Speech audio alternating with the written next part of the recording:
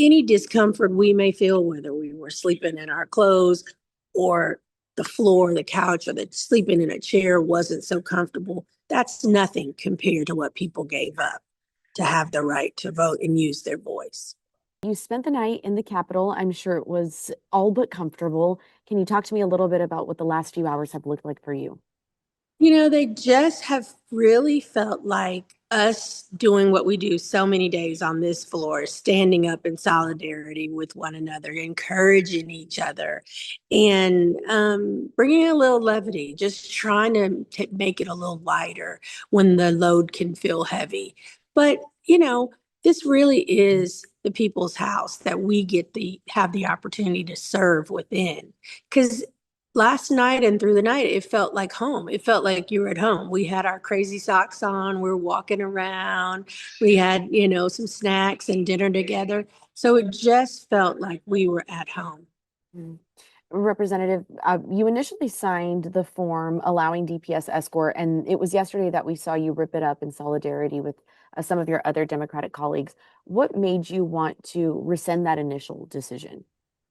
So I'll have to share with you, I actually didn't rip mine up. If you look back at the video, I symbolically ripped it up. I symbolically ripped it up in solidarity. I stood side by side and shoulder to shoulder with my sisters right there in front of the chamber and said, hey, some of us said we're ripping it up. Some of us said we're here to support.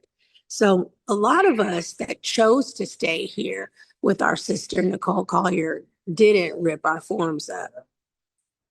Was there a decision, or what was the thought process when you didn't do that? Why'd you choose not to?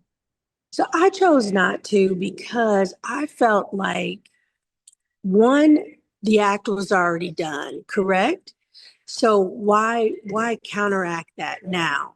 But it's nothing wrong with standing in support and true support and solidarity, which is what they gave us on the form break. The unions came to us and brought each of us bracelets that say solidarity. So if you think it was a real symbolic act of solidarity, that's really what it was. And I kept saying, I'm not ripping my form up. Somebody, if I need to get out of here for any reason whatsoever, even if it was to get something for one of them, whether they needed their medication or whatever it was, someone needed to have the ability to move in and out. And strategically, I thought, no, I'm not going to rip my form up and be bound to this chamber, to this building. Understood. Um, Obviously, there's a lot happening at the Texas Capitol today, whether that be the flood hearing or the House convening, and the only thing on the calendar is House Bill 4. We're set to gavel in shortly. What goes through your mind when you know that a second reading's happening, a possible vote could be happening later today? I think we all kind of went to bed early last night because we knew we needed to be ready for a very long day, a day that would be really a full fight and really ready for debate. We needed to be ready to think on our feet and fight for the people we serve, fight to preserve our democracy and their voices in choosing their own representation. So, we have had thoughts about it. We did have our own meetings, earlier in the evening, but we knew today was going to be a long day. So I think we had a good meal together. We prayed together last night.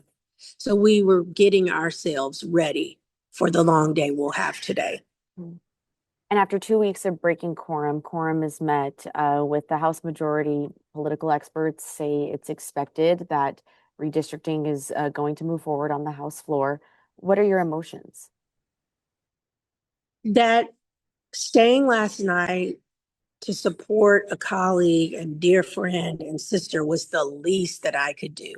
And one of our colleagues said, our chair, as a matter of fact, any discomfort we may feel is the least that we could do for those that we serve and in honor of those that fought so hard for people of color, Black people in particular, to have the right to vote. So any discomfort we may feel, whether we were sleeping in our clothes or the floor, the couch, or the sleeping in a chair wasn't so comfortable, that's nothing compared to what people gave up to have the right to vote and use their voice. Representative, given the future, if HB4 moves forward, what are the ramifications on your constituents, the voters of Texas, and the implications for really the country right now? Absolutely. It is the country. What we know for the people we serve is that they may and they stand the chance to lose the representation that they felt good about, that they had relationships with, that were serving them, that already were working for them. They stand the chance to lose that. And then moving forward, uh, won't have a chance to choose their representatives and elect their representatives. They will sort of be given them and served up to whomever they get now. And so their voices, they're silenced. And for the country, for sure, people know that this may have started here. Texas may have been one of the first states, but it's moving across the nation. And I think that's why other states' leaders are standing up. I think that's why other state leaders are coming forward. And they do see that in the courts, there have already been 2 maps that have been rejected. On that note, we've seen Governor Newsom, we've seen Governor Pritzker, we've seen Governor Lujan Grisham step up to support Texas House Democrats. And, you know, those 2 weeks that Texas Dems broke quorum felt like a very long time. And now we're at the end of the road with a potential vote tonight on the floor. And, you know, like experts say, this is soon to come to reality. What's next? What else do you guys have up your sleeve that you could possibly counter with besides California's redistricting? You know, is this it? Definitely not it. This doesn't stop here. One thing we've been saying for a little while is it's going to take crowds, the courts, and then the courage, right?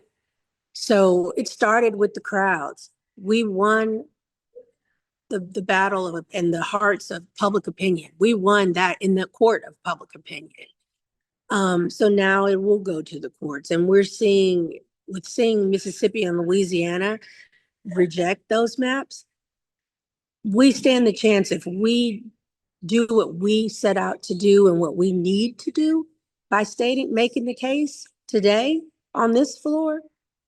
I think we possibly could have a same answer come from our courts. And we have to have that hope. And I hope that we've given the public enough hope in our fight, that they see us fighting, that they see us fighting fire with fire, because that's what it's taken to get us this far. So this is definitely not the end. We know it'll have to go to the courts. We're going to continue to do everything we can to make sure the case is set and in the right place when it does. And Representative, this is my actual last question, and this is for my own personal clarification. In the initial redistricting a few years ago, this is LULAC versus El Paso on that gerrymandering case. For the vote tonight, are you saying that there's a possibility that we could see this in the Texas Supreme Court and challenge that for similar gerrymandering? Yes, absolutely. That's exactly what we see happening. So, you know, we've just consulted with voting right experts, and they're giving us the thought of the possibility of it going to the Texas Supreme Court and being in that same position. So we're ready. We're ready to go to war, and you know, every battle means that you're just that closer to winning. So I think I'd have to say we're ready for the fight. And this is my real last question. And again, it's just for my personal clarification. Yes. Does this give you any pause at all, knowing that the Texas Supreme Court is majority siding with Governor Abbott, or you know, people would say Governor Abbott's team? Does that make you hesitant in any way? I don't think it can. Being a part of the minority party in this house, you just have to think about all the times we have to pick ourselves back up after a loss.